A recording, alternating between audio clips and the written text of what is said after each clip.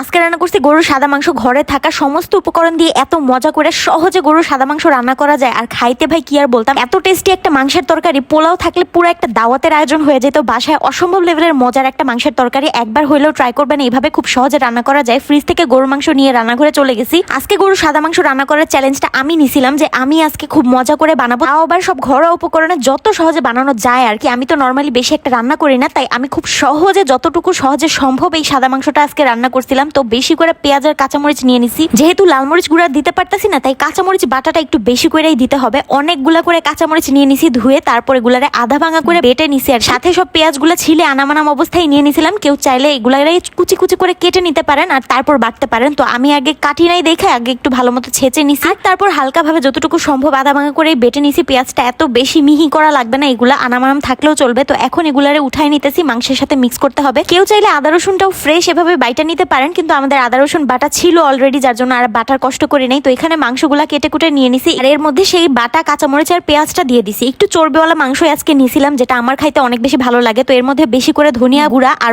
বেশি করে আদা রসুন বাটাটা দিয়ে দিলাম। সাথে আস্ত গরম মশলা, দারচিনি, এলাচি, তেজপাতা, লং, গোলমরিচ এগুলো দিয়ে দিছি, আর জিরা গুঁড়াটা তো ম্যান্ডেটরি দিতেই হবে। তারপর স্বাদ মতো লবণটা দিয়ে ভালো মতো একটু মাখাই নিতেছিলাম। আর তেলটা কিন্তু দেওয়া লাগবে অবশ্যই, সরিষার তেল দিছি এখানে। এই পর্যায়ে খুব বেশি একটা তেল দেই নাই, অল্প একটু সরিষার তেল দিয়ে হাতে খুব ভালো মতো মাখাই নিতেছিলাম। সরিষার তেল দিয়ে মাখানোর পর এত সুন্দর একটা স্মেল আসতেছিল, আমি খুব ভালো মতো মশলা মাসলি সহ মাখাই নিছি। আর তারপর একটা দুধের প্যাকেট কেটে এর অর্ধেকের চেয়ে একটু বেশি দুধ এই মাংসের মধ্যে মিশাই ফেলবো। এটা যেহেতু হাফ লিটারের একটা প্যাকেট, তার মানে হইলো আমি 1 কেজি গরুর মাংসের মধ্যে প্রায় 1 পার চাইতে একটু বেশি দুধ এখানে অ্যাড করে দিছি। আর দুধ দেওয়ার পর কালারটা এত বেশি সুন্দর লাগতেছিল আর ঘ্রাণও ছুটতেছিল। খুব ভালো মতো মাখাই নিচ্ছিলাম। আমি তো জীবনে এই প্রথম সাদা মাংস রান্না করছিলাম, এর আগে একবারই মাংস রান্না করেছি, সেটাও অনেক বেশি করে মশলা মাসলি দিয়ে মাংস মাখাইছিলাম। এই প্রথম এভাবে সাদা সাদা করে মাংস মাখাই আমার কেমন জানি লাগতেছিল। এর মধ্যে কোনো পানিও অ্যাড করি নাই, শুধু দুধ দিয়ে মাংসটারে ভালো মতো মাখাই ঢাকা দিয়ে রেখে দিছি মাংসটা রান্না হওয়ার জন্য। আর কিছুক্ষণ পরই যখন বলক আসতে শুরু করছে, এত সুন্দর একটা স্মেল আসতেছিল যেটা বলার বাইরে। এখন কিন্তু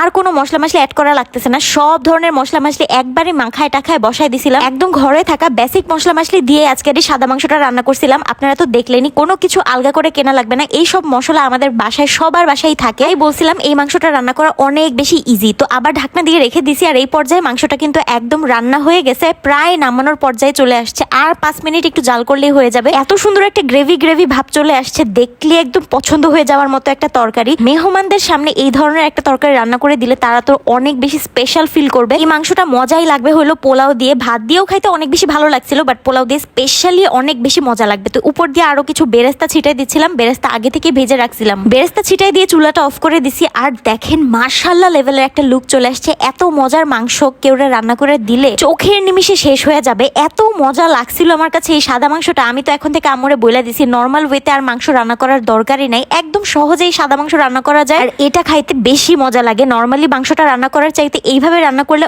অনেক বেশি তৃপ্তি করে কিন্তু খাওয়া যায়। ভাত দিয়েও অসম্ভব লেভেলের মজা লাগছে। আমি তো সাথে সাথে ভাত দিয়ে নিয়ে নিছি খাওয়ার জন্য। যদিও পোলাও থাকলে খাওয়ারটা অন্য রকমের মজা লেগে যাইতো, কিন্তু ব্যাপার না, ভাত দিয়েও অসম্ভব লেভেলের মজা লাগছে। আমার তো মাংসগুলো এত ভালো লাগতেছিল, পারফেক্টলি রান্না হয়েছে মাংসটা, আর খুব ইজিলি রান্না করা গেছে। একদম সহজ ওয়েতে সাদা মাংসটা একবার রান্না করে দেখবেন খালি, অনেক বেশি মজা লাগছে আমার কাছে। টোটালি একটা মেহমানদারি করার মতো আইটেম। গরুর মাংসের রেজালার পাশাপাশি যদি এরকম একটা সাদা মাংস রান্না করা যায়, তাহলে তো সবার মন কেড়ে নেওয়ার জন্য এইটুকুই যথেষ্ট। আমার খাওয়া দেখে বুঝতেছেন আমি কতটা তৃপ্তি সহকারে খাইতেছিলাম, অনেক বেশি শান্তি লাগছে এই মাংসটা খাইতে, জাস্ট অসাধারণ।